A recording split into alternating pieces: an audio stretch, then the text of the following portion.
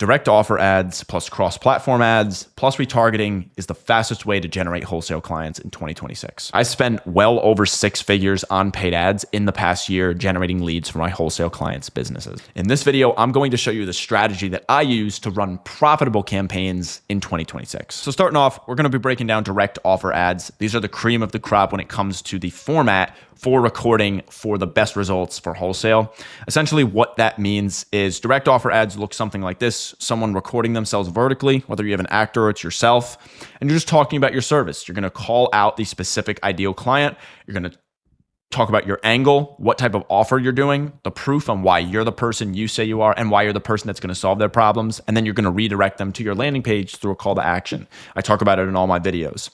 And essentially, you want to follow the UGC format. So like I said before, recording vertically, just in a natural environment using your phone with decent lighting is basically all you need to see results in 2026. Now, in some areas, I actually have noticed like more horizontal, more cinematic footage works better. But overall, I would default to starting in your market with a UGC format like this. Now, breaking down the actual creative format a bit more in depth, the order of importance when it comes to writing your scripts for your ads is from top to bottom of importance. The hook making literally 20% of your ad up of importance, of course, I'm talking about. And what I mean by this is, of those that watch your video, you're only going to get a maximum of probably, depending on the type of campaign you're running, assuming top of funnel, like the coldest leads you can show your videos to, about a 30% watch rate for 25% of the video, meaning only about 30% of people watch the hook. Now, if you have anything around like the under 10, 5 to 10% range, your hook is not doing the job it's supposed to. And if that means that it's not doing the job it's supposed to, none of these things also matter. So therefore, your ad is not profitable because your hook is not profitable. So you need to be testing hooks and making sure that your hook is going to be working the best. The next is your angle. So what makes you different? What are you offering? How can you resonate with your ideal client?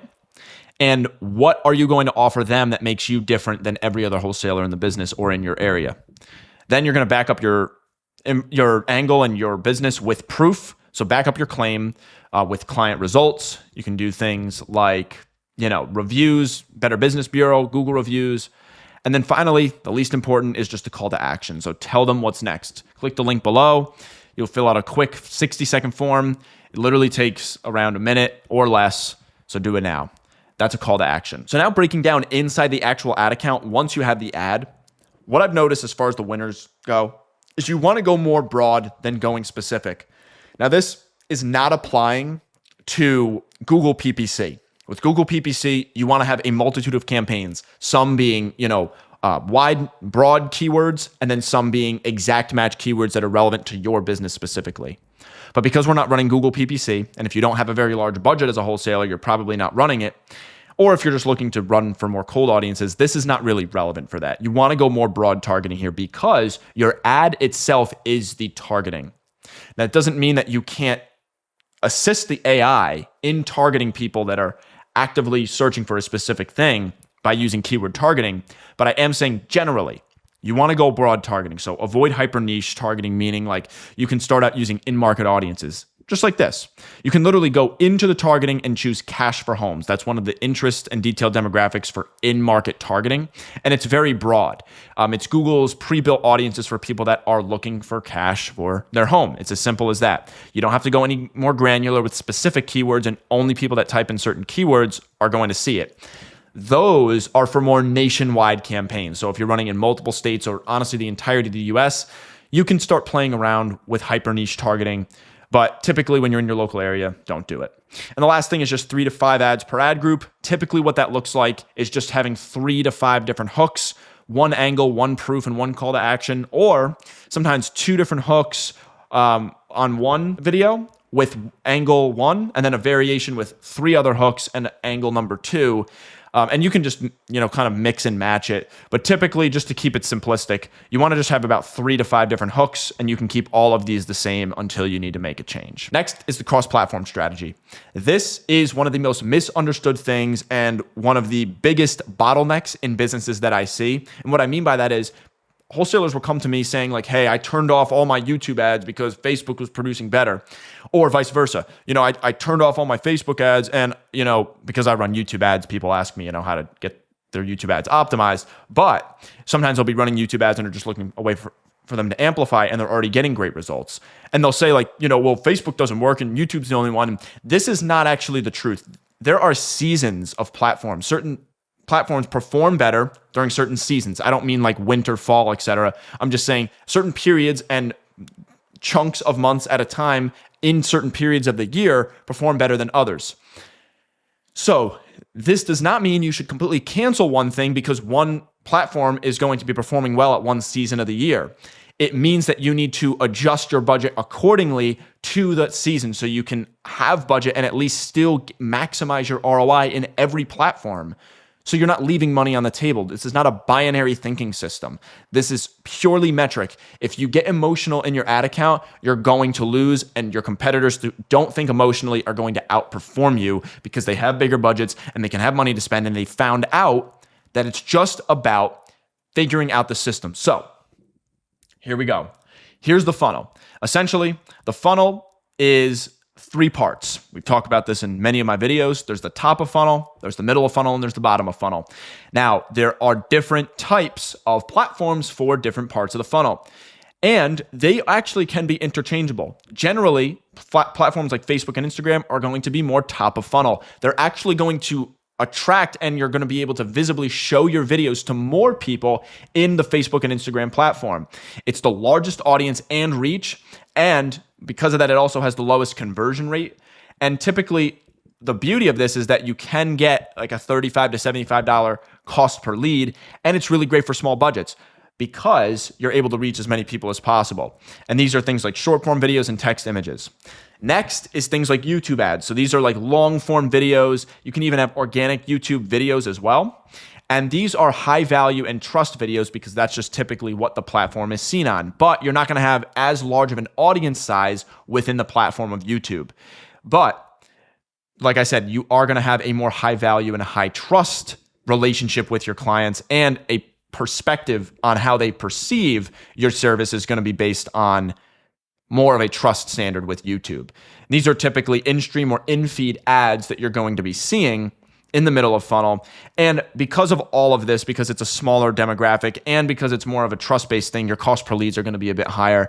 And they are comparable during certain seasons with Facebook and Instagram, sometimes lower, sometimes higher. And any of these can be interchangeable, just being 100% honest. If anyone tells you anything different, they're just lying. All these platforms work. They all work at different points of the year. And one thing which we're going to break down is bottom of funnel. That actually is pretty consistent year round. But when it comes to these 2 platforms, they do alternate and change. And then the bottom of funnel, we have retargeting ads, which can be put on Facebook or YouTube. And then there's PPC ads. These are going to be the highest intent. And they are capped on scalability just because you are, unless of course you're nationwide, you're only going to be able to show your ads in front of the amount of people that are searching it per month. And that is capping your scalability. Now, typically we see cost per leads of anywhere from $100 to even sometimes like $300 to $400. And you can actually be profitable with like a $300 cost per lead. Depending on how dialed in your system is and the type of offer you're running, the type of ICP you have, etc. With that being said, these are going to be bottom of funnel ads, meaning these are the warmest clients that are going to be coming into the pipeline. YouTube's going to be a mix of, top and bottom of funnel clients. Most of the time they know of your service, or they've seen your service, or they at least know they have a problem and they're just looking for a solution to their problem, which is your service. This is exactly what I implement for wholesalers in my agency. And if you're interested in that, click the button below this video. And then finally, we have retargeting. Now, we talked about retargeting ads in the funnel section, but really what retargeting ads goal to do is to show your ads to people who have already landed on your website, already know your business, and just have a lot of objections and friction preventing them from actually using you as their service. They have multiple options, and you need to be the business who stands out, and you need to be the business who makes them feel like you're the business who's going to actually help them the best. So you do this. The best way to do it is through social proof and authority. So actually over here, I have the perfect ad for this. And this is just an example.